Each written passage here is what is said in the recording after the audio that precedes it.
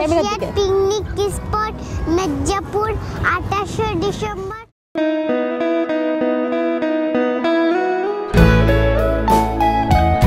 Time partner picnic 2025 বিগত 3-4 বছর ধরে এই পিকনিকটি চলে আসছে। আপনারা সকলেই জানেন এই পিকনিকে বিশেষ যে অতিথি আসছে আমাদের মধ্যে মাহিরা পারভিন, বসিরহাটের ভাইরাল পুচকি, যিনি আমার পাশেই বসে আছেন।